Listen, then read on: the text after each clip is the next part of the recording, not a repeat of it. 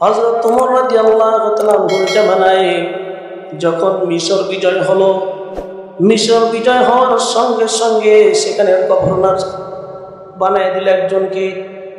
তার নাম হচ্ছে আমর ইবনুল আস রাদিয়াল্লাহু তাআলা আনহু।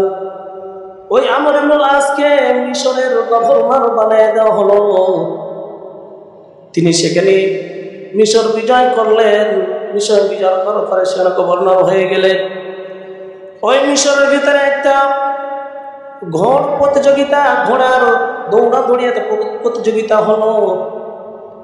তার মধ্যে মিশরের যে গভর্নর আমর ইবনুল আসের ছেলে সেই প্রতিযোগিতার মধ্যে অংশগ্রহণ করলো। এর মধ্যে অনেক সকলে যারা যত পৃথিবীর যত রাষ্ট্র আছে সমস্ত রাষ্ট্র ছেলেরা সেখানে যুবকরা অংশগ্রহণ করলো। ঘোড়ার প্রতিযোগিতা শুরু হয়ে গেল, দৌড় শুরু হয়ে গেল। যখন আমর ইবনুল আসের ছেলে মুহাম্মদ যখন আর মাত্র 10 হাত আছে, এমন সময় দেখলে যে একটা কালো নিগ্রো, কালো কুৎসিত একটা ছেলে, কালো নিগ্রো একটা ছেলে ওই মুহাম্মদের আমর ইবনুল আসের গভর্নরের ছেলের আগে আগে চলে যাচ্ছে ঘোড়া দাপড়ে। যখন চলে যাচ্ছে তখন গভর্নরের ছেলে দেখলো যে সে যদি আমার আগে চলে যায় তাহলে সে ফার্স্ট হয়ে যাবে, আমি ফার্স্ট হতে পারবো না। তখন ওই গভর্নরের ছেলে মুহাম্মদ কি করলো, তার হাতে চাবুক ছিল, চাবুক দিয়ে তার পিঠের উপরে আঘাত করলো। যখন পিঠের উপরে আঘাত করেছে, আঘাত করার সঙ্গে সঙ্গে ঘোড়ার উপর থেকে জমিনে পড়ে গেছে। এইদিকে আমর ইবনুল আসের ছেলে মুহাম্মদ দৌড়িয়ে কিন্তু চলে গেছে, ফার্স্ট হয়ে গেছে। বিচারকরা দেখলো যে আমর ইবনুল আস গভর্নরের ছেলে কিন্তু আগে চলে এসেছে। এখন গভর্নরের ছেলেকে যদি আমরা ফার্স্ট না বানাই তাহলে আমাদের চাকরি থাকবে না। এই জন্য বিচারকরা আমর ইবনুল আসের ছেলেকে মুহাম্মদকে চ্যাম্পিয়ন বানাই দিল। এইদিকে ওই কালো কুৎসিত ছেলেটা তখন পড়ে কান্নাকাটি করতেছে, আল্লাহ রাব্বুল আলামিনকে ডাক দিয়ে বলছিল, আল্লাহ দেখো তোমার এই বান্দা আমার উপরে জুলুম করে সে আমাকে জমিনের মধ্যে ফেলে দিয়ে সে চলে গেছে, সে ফার্স্ট হয়ে গেল। কিন্তু ফার্স্ট হওয়ার কথা ছিলাম আমি, কিন্তু অন্যায় করে জুলুম করে সে ফার্স্ট হয়ে গেছে। সে মনে মনে চিন্তা করলো, এই বিচারটা আমি কার কাছে দিব? এই বিচারটা যদি আমি গভর্নরের কাছে দিই তাহলে সে বিচারটা ভালোভাবে নাও করতে পারে, যেহেতু তার ছেলে। সুতরাং কি করলো, মিশর থেকে চলে আসলো মদিনায়, নবীজি সাল্লাল্লাহু আলাইহি সাল্লামের মদিনায় চলে আসলো। আসার পরে দেখলো যে ওমর রাদিয়াল্লাহু তাআলা আনহু সিংহাসনে বসে আছে। ওমর রাদিয়াল্লাহু তাআলা আনহুকে সালাম দিলেন। সালাম দেওয়ার পরে বলছে, ও যুবক তুমি কোথা থেকে এসেছো? তখন সে যুবক, কালো কুৎসিত যুবকটা বলল, আমি মিশর থেকে এসেছি। কি ব্যাপার, কি খবর তোমার বলো? বলছে, আমিরুল মুমিনিন আমি এসেছি আপনার কাছে একটা বিচার দেওয়ার জন্য। কি বিচার? এই যে কয়েকদিন আগে ঘোড়ার একটা প্রতিযোগিতা হয়েছে, কিন্তু সেখানে আমর ইবনুল আস গভর্নরে ছিল, সেখানে অংশগ্রহণ করেছিল, আমিও সেখানে অংশগ্রহণ করেছিলাম। কিন্তু আমি যখন আর 10 হাত কাছে আমি পৌঁছে যাব তখন আমর ইবনুল আসের ছেলে আমাকে চাবুক দিয়ে মেরে জমিনে ফেলায় দিয়েছে। আর সে ফেলায় দেওয়া আমার আগে দিকে চলে গেছে, সে ফার্স্ট হয়ে গেছে। আমি ন্যায্য বিচার চাই, আমি কোরআন দিয়ে, আল্লাহ রাব্বুল আলামিনের কোরআন দিয়ে আমি বিচার ফয়সালা আমাকে করে দেন। ওমর রাদিয়াল্লাহু তাআলা আনহু রাগী মানুষ, সঙ্গে সঙ্গে একটা কাগজ নিলেন, কাগজ নিয়ে পত্র লিখে দিলেন, চিঠি লিখে পাঠিয়ে দিলেন, যাও এই মুহূর্তে চলে যাও, মিশরের মধ্যে চলে যাও। মিশরের মধ্যে চলে গেল। মিশরে যাওয়ার পরে আমর ইবনুল আসকে বলল, এই যে চিঠি, আমিরুল মুমিনিন ওমর রাদিয়াল্লাহু তাআলা আনহু আপনাকে চিঠি দিয়েছেন। চিঠি পড়ে দেখলো যে এই মুহূর্তে তুমি চিঠি পাওয়ার সঙ্গে সঙ্গে আমার দরবারে মদিনায় চলে আসবে। আর আসার সময় শুধু তুমি একা আসবে না, তোমার ছেলেকে তাও নিয়ে আসবে সঙ্গে করে। আমর ইবনুল আস তিনি হতভম্ব হয়ে গেলেন, ভয় লাগলো তাকে যে আমি কি জন্য, আমি কি অপরাধ করলাম যে আমাকে ডাকলো। ওমর রাদিয়াল্লাহু তাআলা আনহু সঙ্গে সঙ্গে বাবা ছেলে ঘোড়া নিয়ে চলে আসলো।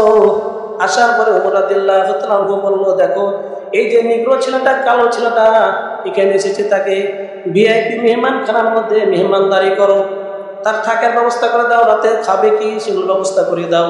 এইদিকে তার বাবা ছেলে চলে আসলো সকালবেলা।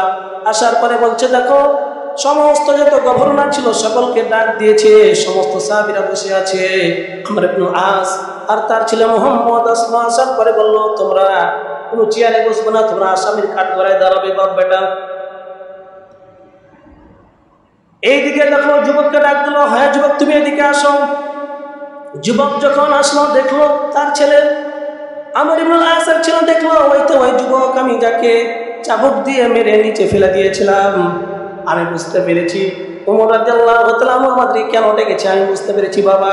আর বুঝার বাকি নাই, আজকে আমাদের বাবা বেটার কিন্তু কি নাই, ছাড় নাই, রক্ষা নাই। কিন্তু ওমর রাদিয়াল্লাহু তাআলা যুবককে ডাকলো, যুবক কি হয়েছিল বলো।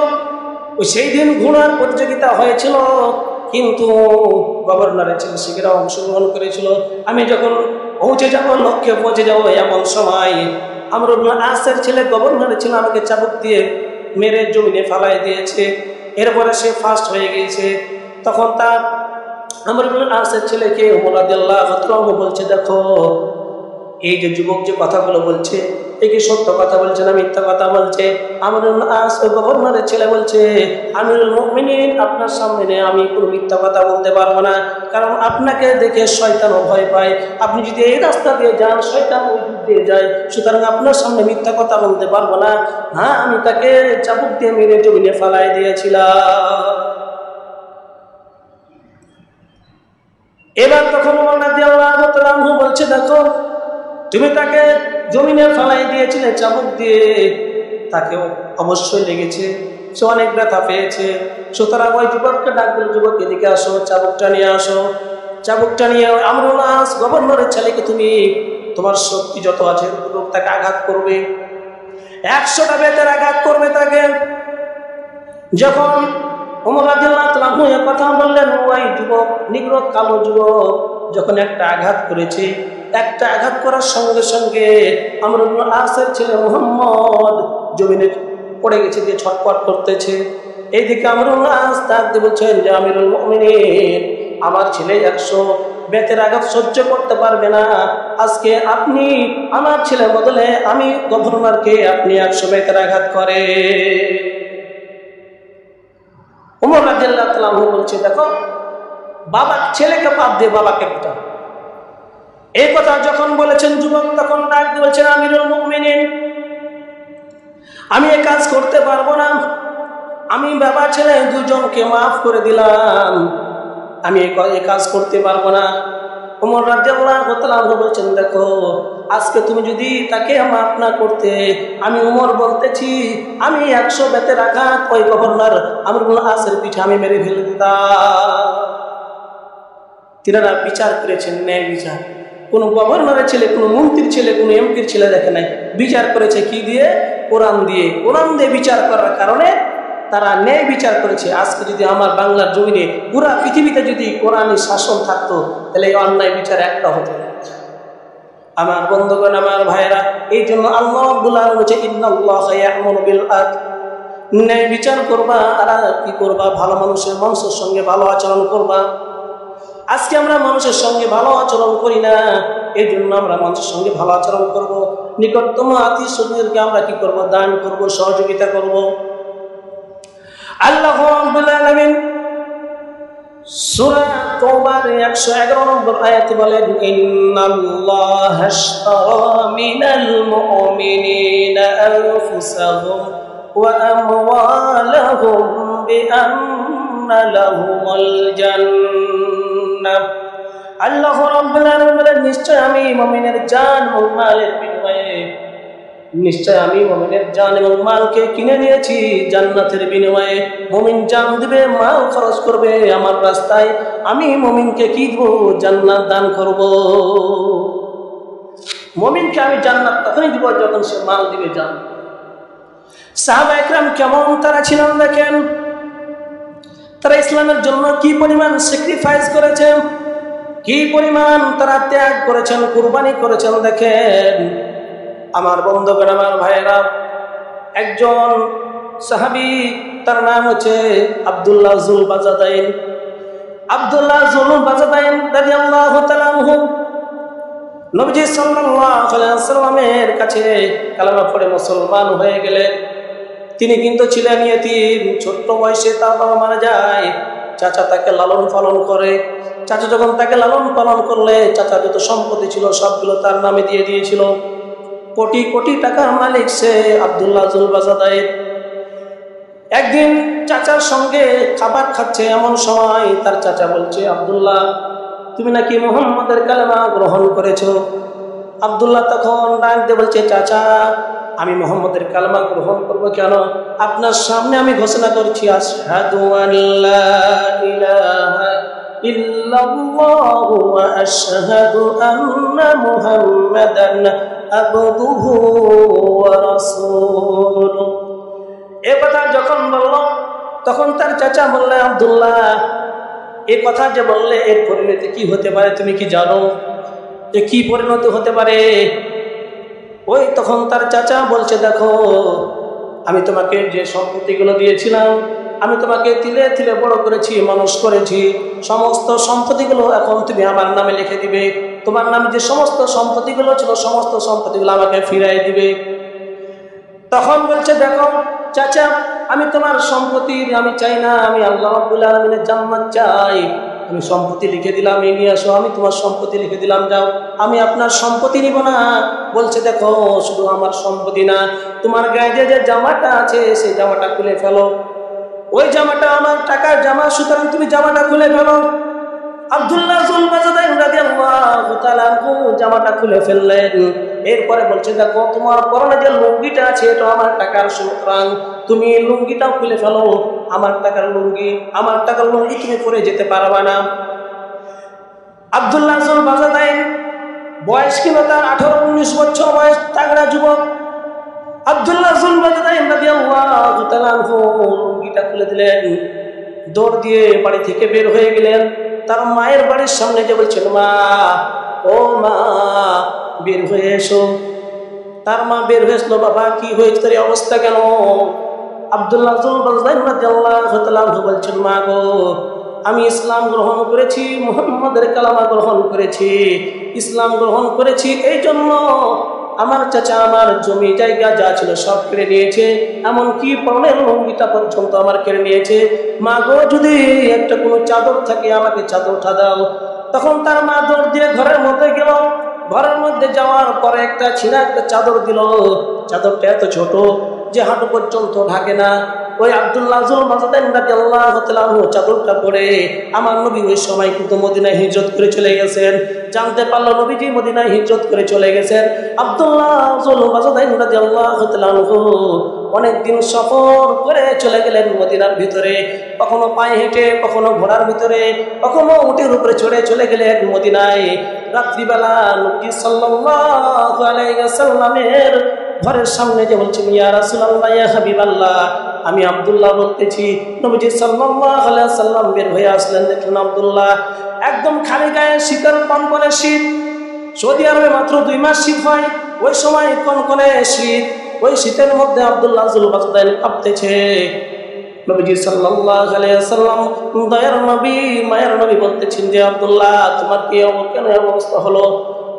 আব্দুল্লাহ তখন বলছেন, ইয়া রাসূলুল্লাহ ইয়া হাবিবাল্লাহ, আমি কালেমা গ্রহণ করেছি, আমি ইসলাম গ্রহণ করেছি, আপনাকে মহব্বত করি, এই জন্য আমার চাচা আমার সম্পত্তি সবগুলো কেড়ে নিয়েছে, আর আমার যা ছিল পরনের লুঙ্গিটা পর্যন্ত কেড়ে নিয়েছে। নবীজি সাল্লাল্লাহু আলাইহি ওয়াসাল্লাম বলছেন, আব্দুল্লাহ তোমার ইসলামের জন্য সব কিছু বিলীন করে দিতে হয়েছে, দাঁড়াও একটু দাঁড়াও। নবীজি সাল্লাল্লাহু আলাইহি ওয়াসাল্লাম তার ঘরের ভিতরে গেলেন। যাওয়ার পরে 2টা সুন্দর জুব্বা নিয়ে আসলেন, আর আব্দুল্লাহকে দিয়ে দিলেন। নবীজি বলছেন যে, দেখো তোমার ইসলামের জন্য তোমার সব কিছু নিয়ে নিয়েছে, আজকে আমি বিশ্বনবী তোমাকে আমার জুব্বা দিলাম, যাও তুমি ওই যে আসহাবে সুফা আছে সেখানে যাও। সাহাবীদেরকে বলে দিল, যাও তাকে কোরআন শেখাও, তাকে দিন শেখাও, হাদিস শেখাও। আব্দুল্লাহ জুলবাজাদাইন রাদিয়াল্লাহু তাআলা কোরআন শিক্ষা করতে লাগলেন। ওই আসহাবে সুফার মধ্যে বসে থাকতে লাগলেন, সেখানে থাকতে লাগলেন। হঠাৎ করে একদিন সাহাবে একরাম বলছেন, ইয়া রাসূলুল্লাহ ইয়া হাবিবাল্লাহ, আপনার নতুন যে সাহাবী এসেছে সে কিন্তু অনেক বিরক্ত করতেছে। কি বিরক্ত করতেছে? সে আসার পরে জোরে জোরে কোরআন তেলাওয়াত করতেছে, আমাদের ডিস্টার্ব হচ্ছে, আমাদের ঘুমের ডিস্টার্ব হয়, আমাদের পড়ার ডিস্টার্ব হয়। সে এত চিৎকার করে আওয়াজ করে পড়ে যে আমাদের ঘুমের ডিস্টার্ব হয়, আমাদের পড়ার ডিস্টার্ব হয়। নবীজি সাল্লাল্লাহু আলাইহি ওয়াসাল্লাম সাহাবীদেরকে ডাক দিয়ে বলছে, আমার সাহাবীরা শোনো, আমার আব্দুল্লাহ ব্যাপারে কোনো অভিযোগ দিবে না, কারণ আমার আব্দুল্লাহ ইসলামের জন্য যে স্যাক্রিফাইস করেছে, ইসলামের জন্য যে ত্যাগ করেছে, যে কুরবানি করেছে, আমার ইসলামের জন্য, কোরআনের জন্য, আল্লাহর জন্য সে নিজের পরনের লুঙ্গিটা দিতে হয়েছে। সুতরাং তাকে জোরে জোরে কোরআন তেলাওয়াত করতে দাও। আমার বন্ধুগণ, আমার ভাইরা, যুদ্ধের সময় চলে আসলো, তবুকের যুদ্ধে যাবেন, যুদ্ধের ময়দানে সকলে যাবেন। আব্দুল্লাহ যুল বাজদাইন রাদিয়াল্লাহু তাআলা যুদ্ধের ময়দানে চলে যাচ্ছেন। এবার নবীজি সাল্লাল্লাহু আলাইহি ওয়াসাল্লামকে ডাক দিয়ে বলছেন, ইয়া রাসূলুল্লাহ, ইয়া হাবিবাল্লাহ, আমার জন্য দোয়া করেন। নবীজি বললেন, কি দোয়া করব বলো? বলছে, আপনি যেটা ভালো মনে করেন সেটা আমার জন্য একটা দোয়া করেন। নবীজি সাল্লাল্লাহু আলাইহি ওয়াসাল্লাম হাত উত্তোলন করে বলছেন, আল্লাহ, আমার এই আব্দুল্লাহর জন্য, আমার এই আব্দুল্লাহর রক্তকে তুমি এই কাফেরদের জন্য হারাম করে দাও। আব্দুল্লাহ যুল বাজদাইন রাদিয়াল্লাহু তাআলা ডাক দিয়ে বলছেন, ইয়া রাসূলুল্লাহ, ইয়া হাবিবাল্লাহ, আপনি এটা কি দোয়া করলেন? আমি চাই আমি শহীদ হব, জিহাদের ময়দানে যে শহীদ হয়ে জান্নাত লাভ করব, কিন্তু আমার শহীদের তামান্না না দিয়ে আপনি আমার বললেন যে আপনার রক্ত যেন কাফেরদের জন্য হারাম হয়ে যায়, আমি তো শহীদ হতে পারবো না। নবীজি সাল্লাল্লাহু আলাইহি ওয়াসাল্লাম তাকে ডাক দিয়ে বললেন, ও আব্দুল্লাহ, ওয়া ইম্মা তাআলা ফিরাশিহি, তোমার মৃত্যু যদি বিছানার ভিতরে হয়, আমি নবীজি বললাম তুমি শাহাদাতের দরজা পাবে, তুমি শাহাদাতের মর্যাদা পাবে। আমার বন্ধুগণ, আমার ভাইরা, ওই যুদ্ধের মধ্যে মুসলমানদের, তাবুকের যুদ্ধের মধ্যে মুসলমানদের সংখ্যা ছিল 3000, আর ওই রোম সম্রাটের সৈন্য ছিল 2 লাখ। যখন দেখলো যে নবী সাল্লাল্লাহু আলাইহি সাল্লাম নিজে ওই যুদ্ধের মধ্যে যাচ্ছে, ভয়ে তারা 2 লক্ষ সেনা বাহিনী সব নিয়ে পালিয়ে গেল। বিনা যুদ্ধে নবী সাল্লাল্লাহু আলাইহি সাল্লাম বিজয় বরণ করলেন। যখন আব্দুল্লাহ ফিরে আসতেছে, ওই ফিরে আসার মধ্যে হঠাৎ করে অসুস্থ হয়ে গেল। অসুস্থ হয়ে যাওয়ার পরে প্রতিমধ্যে আব্দুল্লাহ ইন্তিকাল করলো। সাহাবা একরাম বলল, ইয়া রাসূলুল্লাহ, ইয়া হাবিবাল্লাহ, আপনার প্রিয় সাহাবী আব্দুল্লাহ কিন্তু ইন্তিকাল করেছেন। নবীজি সাল্লাল্লাহু আলাইহি ওয়াসাল্লাম বললেন, দেখো, আমার আব্দুল্লাহ সুন্দর করে গোসল করাও, তার সুন্দর করে কাফন পরাও, তার কবরটা খনন করো। কবর খনন করা হলো, তার কাফন পরানো হলো। নবীজি সাল্লাল্লাহু আলাইহি ওয়াসাল্লাম নিজে কবরের মধ্যে নামলেন। নামার পরে বলছে, ও আমার সাহাবী আবু বকর কোথায়? এদিকে আসো। আবু বকর নামলো কবরের ভিতরে। ওমর কোথায়? আসো। ওমর নামলো। 3 জন লোক নামলো। একজন বিশ্বনবী সাল্লাল্লাহু আলাইহি ওয়াসাল্লাম, আরেকজন হচ্ছে তারপরে যার মর্যাদা আবু বকর সিদ্দিক রাদিয়াল্লাহু তাআলা আনহু, তারপরে যার মর্যাদা ওমর রাদিয়াল্লাহু তাআলা আনহু কবরের ভিতরে নামলেন। সাধারণত নবীজি অন্য কারো কবরের ভিতরে নামেন না, কিন্তু আব্দুল্লাহর কবরের ভিতরে নামার পরে বলল, দাও আমার আব্দুল্লাহ লাশটা দাও। নবীজি সাল্লাল্লাহু আলাইহি ওয়াসাল্লাম লাশটা নিয়ে কি করলেন? কবরের মধ্যে রাখার পরে মাটিটা পায়ে দিলেন। এরপরে হাত দুটো উত্তোলন করে বলছেন, আল্লাহ, ও মাবুদ, আজ পর্যন্ত, আজ সন্ধ্যা পর্যন্ত আমার আব্দুল্লাহর প্রতি আমি আব্দুল্লাহর প্রতি সন্তুষ্ট ছিলাম, রাজি ছিলাম, আমি তাকে ভালোবাসতাম। ও আল্লাহ, তুমি আব্দুল্লাহর প্রতি সন্তুষ্ট হয়ে যাও, রাজি হয়ে যাও। আমার আব্দুল্লাহ দিনের জন্য, ইসলামের জন্য অনেক স্যাক্রিফাইস করেছে, এমনকি তাকে পরনের লুঙ্গিটা দিতে হয়েছে। আল্লাহ, আজ তাকে তুমি জান্নাতের সুউচ্চ মাকাম থেকে দান করো। এই কথা যখন নবীজি সাল্লাল্লাহু আলাইহি ওয়াসাল্লাম বলতেছেন, ওইদিকে একজন সাহাবী কবরের পাশে দাঁড়িয়ে বাতি নিয়ে দাঁড়িয়ে আছেন, আর ডাক দিয়ে বলছেন, আল্লাহ গো, ও আল্লাহ, আজকে যদি আব্দুল্লাহ না হয়ে আমি সাদ ইবনে আবি ওয়াক্কাস যদি কবরে পেতে হতাম, তাহলে আমি ধন্য হয়ে যেতাম। আমি কত বড় কপাল বড় হতভাগা, আজকে আমি জীবিত কেন? আমি যদি মৃত্যুবরণ করতাম, তাহলে বিশ্বনবী সাল্লাল্লাহু আলাইহি ওয়াসাল্লাম কবরের ভিতরে নেমেছেন, আজকে আমি যদি জীবিত না থাকতাম, মৃত্যুবরণ করতাম, তাহলে আমি ধন্য হয়ে যেতাম। এই আব্দুল্লাহ তার জীবনের সমস্ত কিছু বিলিয়ে দিয়েছে ইসলামের জন্য, স্যাক্রিফাইস করেছেন। এই জন্য আল্লাহ তাআলা বলছেন, ইন্নাল্লাহা আশতারা মিনাল মুমিনিনা আনফুসাহুম ওয়া আমওয়ালাহুম বিআন্না লাহুমুল জান্নাহ, তারা মাল দিয়েছেন, জান দিয়েছেন, সব কিছু দিয়েছেন। আমার বন্ধুগণ, আমার ভাইরা, সাহাবায়ে কেরাম জান দিয়েছেন, মাল দিয়েছেন।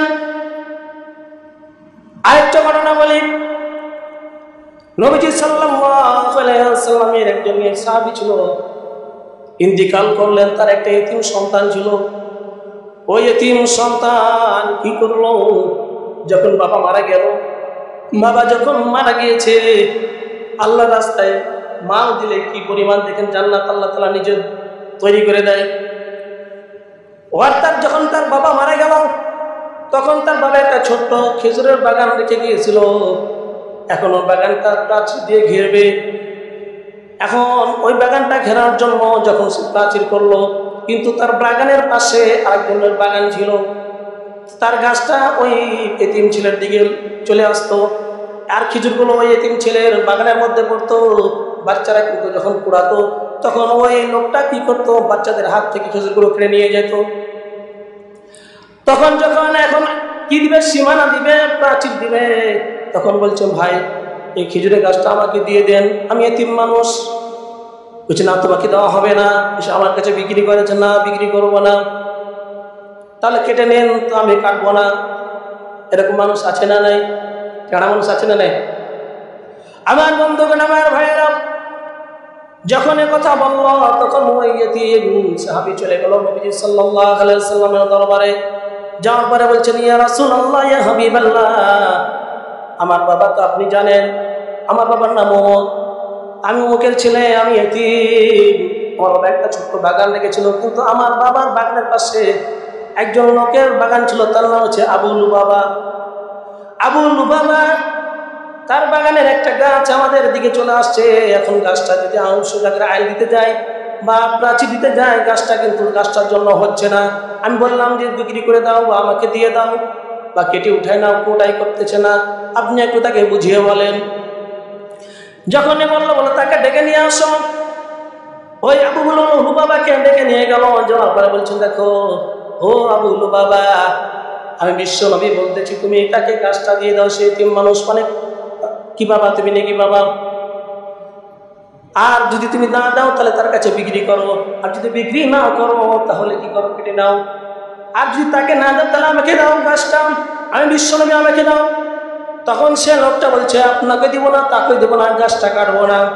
নবীজি সাল্লাল্লাহু আলাইহি ওয়াসাল্লাম আবার বললেন, দেখো তুমি যদি এই গাছটা তাকে দিয়ে দাও, একটা গাছ দিয়ে দাও, আল্লাহ রাব্বুল আলামিন তোমাকে জান্নাতে খেজুরের বাগান দান করবে। তুমি যদি একটা খেজুরের গাছ দিয়ে দাও তাকে, তোমাকে জান্নাতে একটা খেজুরের বাগান দান করবে। রাজি হচ্ছে না। এরকম মানুষ আছে না নাই? বলছে ভাইকে এক হাত আইল জায়গা দাও, তার রাস্তা হবে, দেয় না। এরকম ভাই আছে না নাই? এরকম চাচা আছে না নাই?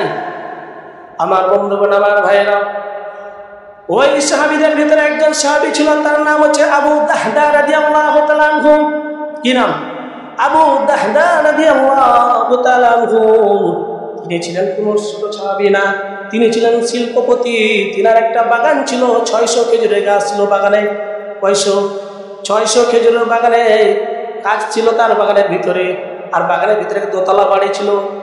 ওই বাগানের ভিতরে একটা মিষ্টি কুয়ার পানি ছিল, তো কুয়া ছিল, পানিগুলো অত্যন্ত মিষ্টি। নবীজি সাল্লাল্লাহু আলাইহি ওয়াসাল্লাম মাঝে মধ্যে কুয়ার পানি পান করতেন। নবীজি সাল্লাল্লাহু আলাইহি ওয়াসাল্লাম ওখানে যখন কথা বললেন, তখন আবু দাহদা রাদিয়াল্লাহু তাআলা বললেন, ইয়া রাসূলুল্লাহ, আমি যদি ওই গাছটা তাকে দিয়ে দিই, আমি যদি এই গাছটা তাকে আমি কিনে দিয়ে দিই বা যেভাবে দিই, তাহলে কি আমি জান্নাতে আমি কি খেজুরের বাগান পাবো? নবীজি সাল্লাল্লাহু আলাইহি ওয়াসাল্লাম, অবশ্যই তুমি খেজুরের বাগান পাবে। তখন ওই আবু দাহদা রাদিয়াল্লাহু তাআলা ওই আবু লুবাবার হাত ধরে বলছে, ভাই আমাকে চিনেন? বলছে, হ্যাঁ, আপনাকে চিনব না কেন? আপনি হচ্ছে মক্কার মদিনার ভিতরে সবচেয়ে বড় খেজুরের বাগানের মালিক। আপনার খেজুর সবচেয়ে বাজারে বেশি দামে বিক্রি হয়। আপনি হচ্ছেন শিল্পপতি, আপনাকে কেন চিনব না? যে দেখো, আমাকে যেহেতু চিনো, তাহলে শোনো, তোমার এই খেজুরের গাছটা আমাকে দিয়ে দাও। আমার 600 খেজুরের যে বাগান আছে, খেজুরের গাছের যে বাগান আছে, আমি তোমাকে ওইটা দিয়ে দেবো। তখন আবু লুবাবা বলছে, আপনি কি আমার সঙ্গে মশকারি করতেছেন, ঠাট্টা করতেছেন? কোথায় আপনার 600 আর আপনার একটা গাছ? এদিকে আপনার সঙ্গে মশকারি করছে? না, আমি মশকারি করি না। তুমি যদি রাজি হও তাহলে আমাকে এই গাছটা দিয়ে দাও, আর তুমি আমার 600 খেজুরের বাগানের গাছটা নিয়ে নাও। আবু লুবাবা লোভী মানুষ, নিয়ে নিল। ঠিক আছে, নিয়ে নিল। ওই আবু দাহদা রাদিয়াল্লাহু তাআলা আনহু সঙ্গে সঙ্গে ওই গাছটা নিয়ে নিলেন। আর গাছটা নেওয়ার পরে ওই এতিম সন্তানকে কি করলেন? দান করে দিলেন। এতিম সন্তানের গাছটা কি করলেন? দান করে দিলেন। আমার বন্ধুগণ, আমার ভাইরা, যখন দান করে দিলেন নবীজি সাল্লাল্লাহু আলাইহি ওয়াসাল্লাম বলছেন, ও আবু দাহদা, আমি দেখতে পাচ্ছি আল্লাহ রাব্বুল আলামিনের ফেরেশতারা তোমার জন্য জান্নাতের ভিতরে খেজুরের গাছের বাগান লাগাচ্ছে। জোরে বলেন সুবহানাল্লাহ। কয়টা গাছের বিনিময়ে? একটা গাছের বিনিময়ে 600 গাছ দিয়ে দিলেন। আল্লাহ রাব্বুল আলামিন তার জন্য জান্নাতে কি করছেন? খেজুরের বাগান লাগাচ্ছে।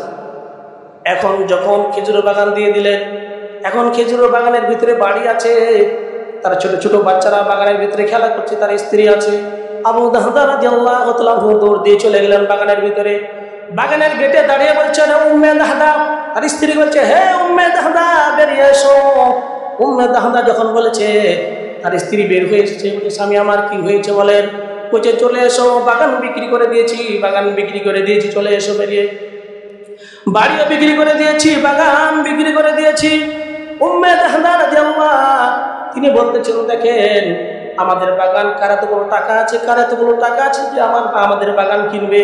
মদিনার ভিতরে এতগুলো টাকা তো কারো দেখি নাই। বলছে, আমি মানুষের কাছে বিক্রি করি নাই, আমি আল্লাহ রাব্বুল আলামিনের কাছে কি করেছি? বাগান বিক্রি করে দিয়েছি।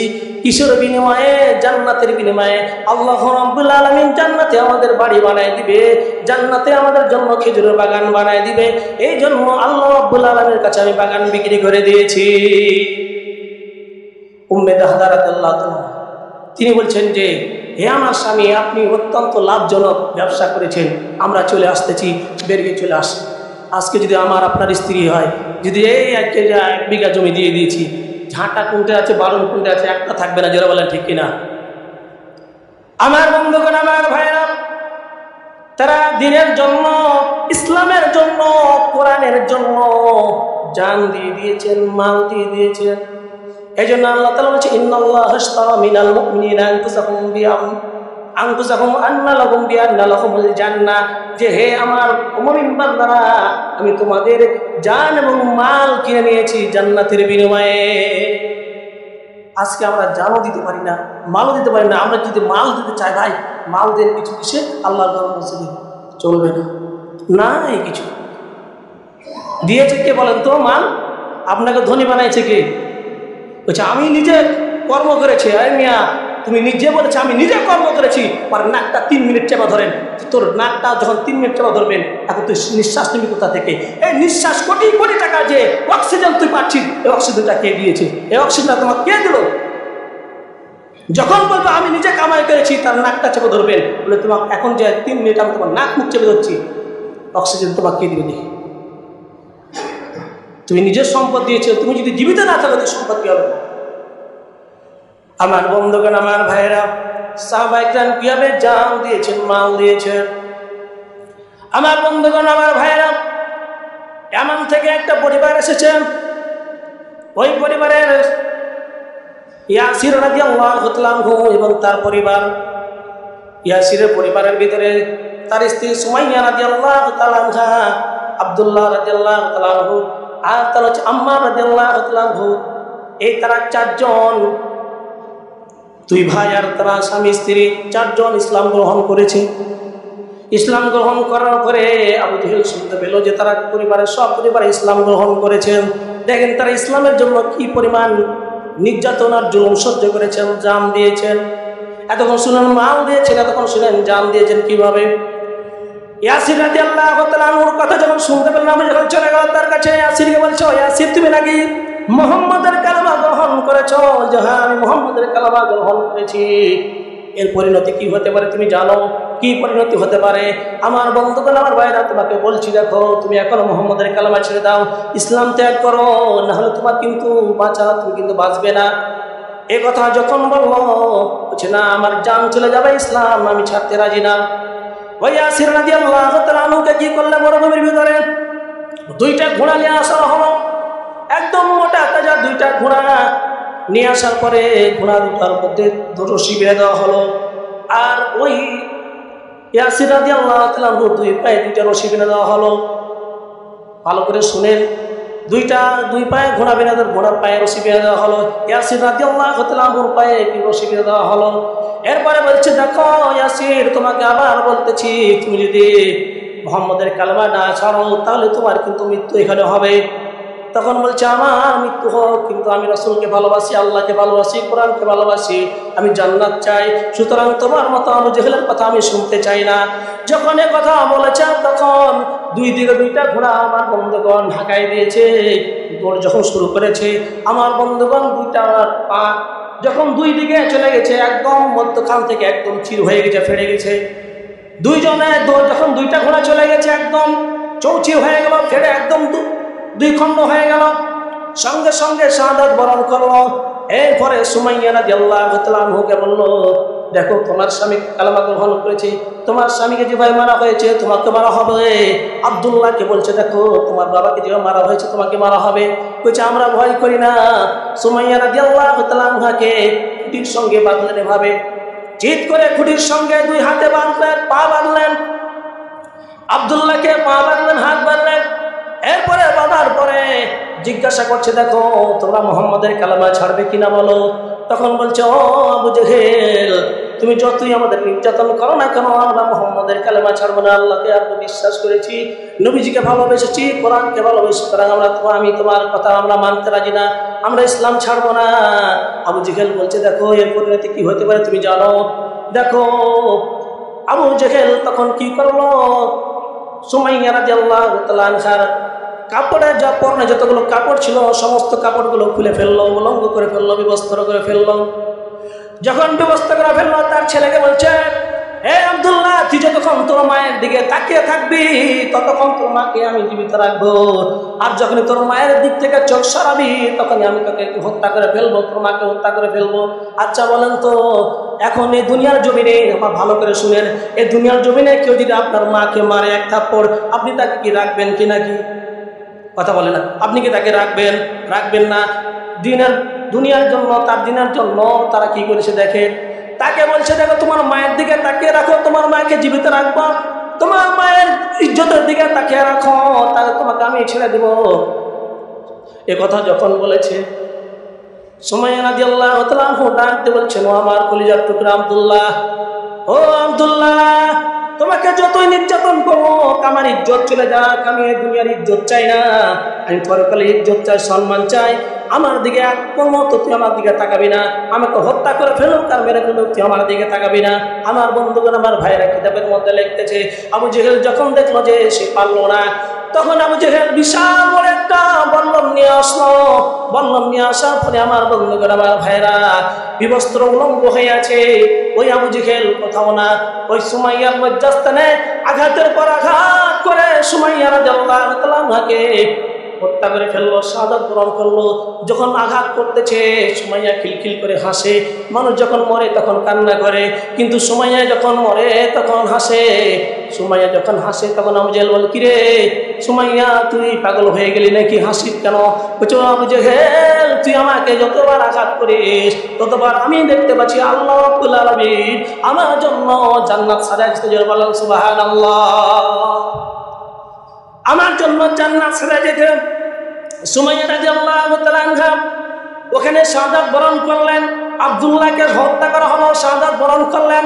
তার ছেলে আম্মার ছিল, আম্মার রাদিয়াল্লাহু তাআলা আনহুকে কিতাবের মধ্যে লিখতেছে, আম্মার রাদিয়াল্লাহু তাআলা আনহু একবার পানির মধ্যে, গরম পানির মধ্যে চুবালেন, একবার গরম পানির মধ্যে চুবাইছে, আবার তেলের মধ্যে চুবাইছে, তবু আল্লাহ রাব্বুল আলামিন তাকে জীবিত রেখেছে। আমার বন্ধুরা, আমার ভাইরা, শেষ পর্যন্ত আম্মার রাদিয়াল্লাহু তাআলা আনহু এমন একটা যুদ্ধের মধ্যে গেল। যুদ্ধের মধ্যে যাওয়ার পরে, সিফিন যুদ্ধের মধ্যে যাওয়ার পরে সেখানে আম্মার রাদিয়াল্লাহু তাআলা আনহু দ্বীনের জন্য, ইসলামের জন্য তারা শহীদ হয়ে গেছে, জান দিয়ে দিয়েছেন। এমন একটা পরিবার, সুমাইয়া পরিবার, ইয়াসির পরিবার, চারজনে ইসলাম গ্রহণ করার কারণে, কোরআনের পথে থাকার কারণে, কোরআনের আইন মানার কারণে, কোরআনকে বিশ্বাস করার কারণে, রাসূলকে বিশ্বাস করার কারণে তারা জীবন দিয়ে দিয়েছেন, জান দিয়েছেন। কোনো বাতিলের সামনে তারা মাথা নত করে না। এই হচ্ছে তারা জান দিয়েছেন ইসলামের জন্য। এই জন্য আল্লাহ তাআলা বলেছে, ইন্নাল্লাহা হাশতারা মিনাল মুমিনিনা আনফুসাহুম ওয়া আমওয়ালাহুম বিআন্না লাহুমুল জান্নাহ। মুমিন, তোমার আমি জান এবং মাল কিনে নিয়েছি জান্নাতের বিনিময়ে। ও মুমিন, পিরান্তুল মুমিন মুসলমান, আপনারা যদি জান্নাত পেতে চান তাহলে হয় জান দিতে হবে, না হলে মাল খরচ করতে হবে। আমার বন্ধুগণ, আমার ভাইয়েরা, আমরা জানও খরচ করতে রাজি না, মালও খরচ করতে রাজি না। আজকে আমাদের সন্তানদেরকে কোরআন শিক্ষা দিলাম, আমাদের সন্তানদেরকে আলেম বানায় না, কারণ আলেম বানালে জঙ্গি হয়ে যাবে, এটা আমাদের বিশ্বাস। আলেম বানালে কি করে খাবে? আচ্ছা বলেন তো, আলেমদের সম্মান আছে না নাই? দুনিয়াতে সম্মান, আখিরাতে সম্মান। আল্লাহ রাব্বুল আলামিন যে বাদশার মতো সম্মান আল্লাহ রাব্বুল আলামিন আলেমদেরকে দিয়ে দিয়েছেন। বাইজিদ বোস্তামি রহমাতুল্লাহি আলাইহি, বাইজিদ বোস্তামি রহমাতুল্লাহি আলাইহি ছোট অবস্থায় তার বাবা যখন মারা যায়, তার মায়ের গর্ভে ছিল বাইজিদ বোস্তামি। ওই বাইজিদ যখন তার মায়ের গর্ভে তার বাবা মারা যায়, তার মা চিন্তা করলো আমার সন্তানটাকে, তার বাবা ওসিয়ত করে গেছিল আমার সন্তানটাকে মানুষের মতো মানুষ বানাবে। আজকে আমার আপনার সন্তান কি হয়, ঘটনাটা ভালো করে শুনেন। বাইজিদ যখন জন্মগ্রহণ করলেন, জন্মগ্রহণ করার পরে যখন বয়স যখন 5-6 বছর হয়ে গেল, তার মা একদিন মাদ্রাসা নিয়ে গেল। যাওয়ার পরে মাদ্রাসার ওস্তাদকে বলছেন, ওস্তাদ জি, আমার এই সন্তানটা আমি নিয়ে এসেছি মানুষ বানানোর জন্য, আমার এই সন্তানটা আপনার কাছে রেখে গেলাম, আমার এই সন্তানটাকে আপনি আলেম না বানায় আমার বাড়িতে পাঠাবেন না। কি বললেন? আমার সন্তানটাকে আলেম না বানিয়ে পাঠাবেন না বাড়িতে। আজকে আমার বাড়িতে যখন একটা অনুষ্ঠান হয়, বেটাকে নিয়ে এসো, ওই দাওয়াতে মুসলমানের দাওয়াতে নিয়ে এসো, এই করে নিয়ে আসে। আরে তাদেরকে মাদ্রাসায় রাখেন, তারা সব সময় তাদেরকে মাদ্রাসায় রাখেন। মা দেখেন কেমন, আজকে মা দেখেনি, মা কেমন? বাইজিদ বোস্তামি, বাইজিদ বোস্তামির মা, তার মা যখন বলে গেল ওস্তাদকে, ওস্তাদ নিয়ে গেল বাইজিদ বোস্তামি রহমাতুল্লাহি আলাইহি পড়া লেখা শুরু করে দিলেন। কিছুদিন চলে গেল, যাওয়ার পরে হঠাৎ করে একদিন ওস্তাদকে বলছেন, ওস্তাদ জি, অনেকদিন পর্যন্ত আমার মাকে দেখি নাই। যাদের মা নাই দিলটা নরম করে শুনেন আমার ভাইয়েরা, মা নাই, যার মা নাই কি পরিমাণ কষ্ট। আমার বন্ধুগণ, আমার ভাইয়েরা বলছেন, ওস্তাদ জি, আমার মাকে দেখতে খুবই ইচ্ছা করতেছে, একটু আমাকে ছুটি দেন। বাইজিদ বোস্তামিকে বলছেন, দেখো তোমার মা বলে গেছে তুমি আলেম না হওয়া পর্যন্ত তোমাকে ছুটি দিতে নিষেধ করেছে, সুতরাং আমি ছুটি দিতে পারবো না। বলছে, ওস্তাদ জি যখন কান্না শুরু করেছি, তো ঠিক আছে, তুমি এই কোরআন শরীফের 2 বা 3 ভাগের 2 ভাগ যদি আমাকে মুখস্থ করে শুনতে পারো, অর্থাৎ 20 পারা তুমি যদি আমাকে মুখস্থ করে শুনতে পারো, আমি তোমাকে কি দেবো, ছুটি দিব। বাইজিদ বোস্তামি বলে ঠিক আছে। ওস্তাদ মনে মনে চিন্তা করলো, এই 20 পারা পড়তে পড়তে 2-3 বছর 4 বছর লেগে যাবে, সুতরাং ছুটি দিতে আমার কি হবে, অনেক দেরি হবে। ওই বাইজিদ বোস্তামি রহমাতুল্লাহি আলাইহি কি করলেন, পড়া শুরু করলেন, দিন রাত পড়া শুরু করলেন। পড়তে পড়তে আমার বন্ধুগণ অল্প দিনের ভিতরে মুখস্থ করে ফেললেন।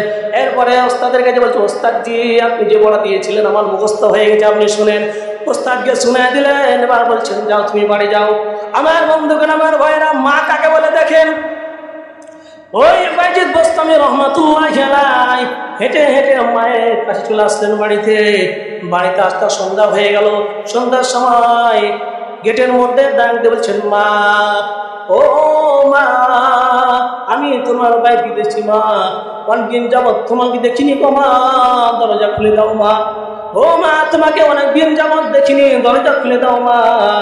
তখন তার মা বলছে, দেখো যদিও আমার বাইজিদের মতো কণ্ঠ, কিন্তু আমার বাইজিদ না তুমি, তুমি আমার বাইজিদ না, কারণ আমার বাইজিদ আলেম না হয়ে আমার বাড়িতে আসার কথা না, সুতরাং তুমি আমার বাইজিদ না, তুমি আমার বাইজিদ না। আমার বন্ধুগণ, আমার ভাইয়েরা কিতাবের মধ্যে লিখতেছেন, এইভাবে গভীর রাত পর্যন্ত ডাকতেছে, মা আমি তোমার বাইজিদ বলছি, একটা বার দেখা দাও, আমি বাড়িতে ঢুকবো না মা, তুমি একটা বার দেখা দাও। বলছে, না আমার কোনো বাইজিদ, আমার বাইজিদ আলেম না হয়ে বাড়ি ফেরার কথা না, তুমি আমার বাইজিদ না। আমার বন্ধুগণ, আমার ভাইরা, বাইজিদ রহমাতুল্লাহ আলাইহি, বাইজিদ বোস্তামি রহমাতুল্লাহ আলাইহি ওই গভীর রাত্রে চলে গেলেন বাবার মাদ্রাসার ভিতরে। যাওয়ার পর বলছে, ওস্তাদ জি আমার মা আমার সঙ্গে দেখা করলো না, আমার মা আমার সঙ্গে কথা বললো না, আমার মা বললো আমার বাইজিদ আলেম না হয়ে বাড়ি ফিরবে না। ওস্তাদ জি আজকে আমি প্রতিজ্ঞা করলাম, আজকে আমি শপথ করলাম, আজকে আমি শপথ করলাম আলেম না হয়ে আমি কখনো বাড়ি যাব না। বাইজিদ বোস্তামি রহমাতুল্লাহি আলাইহি 1 যুগ 12 বছর লেখাপড়া করলেন, কোরআন হাদিস শিক্ষা করলেন, এরপরে আলেম হয়ে গেল। আলেম যখন হয়ে গেল, ওস্তাদ বলল, দেখো আগামীকাল তোমাকে পাগড়ি দেওয়া হবে, আগামীকাল তুমি তোমার মায়ের সঙ্গে দেখা করতে পারবে। বাইজিদ বোস্তামি রহমাতুল্লাহি আলাইহি খুশি হয়ে গেলেন, আনন্দ হয়ে গেলেন, আমি এখন আলেম হয়ে গিয়েছি। এ কথা বলার পরে বলল, ঠিক আছে যাও, তুমি এখন যাও। এইদিকে ওস্তাদ তখন রাত্রিবেলা ঘুমিয়ে পড়েছেন। এইদিকে যখন ঘুমিয়ে পড়েছেন, স্বপ্নের মধ্যে মরুর দুলাল বিশ্বনবী মুহাম্মদ সাল্লাল্লাহু আলাইহি সাল্লাম এসে ওস্তাদকে বলছে, রে ওস্তাদ, ও ওস্তাদ, আগামী কালকে তুমি বাইজিদকে আলমের পাগড়ি দিবা, তার মধ্যে আরেকটা পাগড়ি দিবা। ওই বাইজিদকে তুমি আরেকটা পাগড়ি দিবা, একটা তো আলেম হওয়ার পাগড়ি দিবা, দ্বিতীয় হচ্ছে তুমি ওলি, আল্লাহর ওলি হওয়ার পাগড়ি তুমি তাকে দিয়ে দিবা। এই কথা বললো আমার বন্ধুগণ। সকালবেলা পাগড়ি দিয়ে হলো, দুইটা পাগড়ি দিয়ে চলে গেল। বাইজিদ বোস্তামি রহমাতুল্লাহ আলাইহি বাড়ি যাওয়ার পরে দেখলো তার মা অনেকদিন পর্যন্ত বাড়া যায়নি, 12-13 বছর পর্যন্ত বাড়া যায়নি, তার মা অন্ধ হয়ে গেছে, ভালো করে দূর থেকে দেখতে পায় না। বাইজিদ বোস্তামি বলছে, মা গো আমি এসেছি মা, ও মা আমি এসেছি, আমি তোমার বাইজিদ। তার মা বলছে, বাবা তুমি এসেছো? হ্যাঁ আমি এসেছি, আমি আলেম হয়ে গেছি মা, আমি তোমার স্বপ্ন পূরণ করে ফেলেছি, আমি তোমার ওয়াদা আমি পূর্ণ করে ফেলেছি মা। তখন তার মা বলছে, বাবা রে আমাকে 1 লোটা পানি দিবে কি বাবা? তখন বাইজিদ বোস্তামি 1 লোটা পানি দিল। তার মা উজু করলো, উজু করার পরে নামাজে দাঁড়িয়ে বলছে, ও আল্লাহ, 2 রাকাত নামাজ পড়লো, শুকরিয়া আদায়ের নামাজ পড়লো, শুকরানা নামাজ পড়লো। নামাজ পড়া বলছে, মাওলা গো আমার স্বামীর কাছে যে ওয়াদা করেছিলাম সে ওয়াদা পূর্ণ করেছি, আমার সন্তান আজকে আলেম হয়ে গিয়েছে মাওলা, আমি জীবিত থাকতে চাই না, আমার সন্তানের খেদমত চাই না, দুনিয়ার খেদমত চাই না, আমার সন্তান যেন আমার খেদমত না করে, আমার সন্তান যেন কোরআনের খেদমত করে জিন্দগি থাকতে পারে, দুনিয়াতে থাকতে পারে। ও মাওলা আমি আর তোমার কাছে, আমি আর দুনিয়াতে থাকতে চাই না। এই দোয়া করতে করতে কালেমা পড়ে তার মা ইন্তেকাল করলেন। আমার বন্ধুগণ, আমার ভাইরা, তার মা ছিল কেমন মা! আর আজকে আমার সন্তান যদি মাদ্রাসায় পড়ে, একটু কিছু না হয় আমার সন্তানকে ডেকে নিয়ে আসি, হুজুর যদি কিছু বলে তাড়াতাড়ি হুজুরকে যা, হুজুর মারামারি শুরু করে এবার আছে না নাই? সন্তান যদি মানুষ করতে চান তাহলে এরকম মা হতে হবে। আজকে আমার আপনার সন্তানকে আলেম বানাতে চাই না, অলি বানাতে চাই না, তাদের মা কেমন ছিল? স্তম্ভ মা, পৃথিবীর ভিতরে যুগ শ্রেষ্ঠ আলেম হয়েছে, যুগ শ্রেষ্ঠ অলি হয়ে গেছে আমার বন্ধুগণ, আমার ভাইরা। এই জন্য আজকে আল্লাহ রাব্বুল আলামিন বলেছেন, ইন্নাল্লাহা আশতারা মিনাল মুমিনিনা আনফুসাহুম ওয়া আমওয়ালাহুম বিআন্না লাহুমুল জান্নাহ। হে মুমিনরা, তোমাদের জান এবং মাল আমি কিনে নিয়েছি জান্নাতের বিনিময়ে।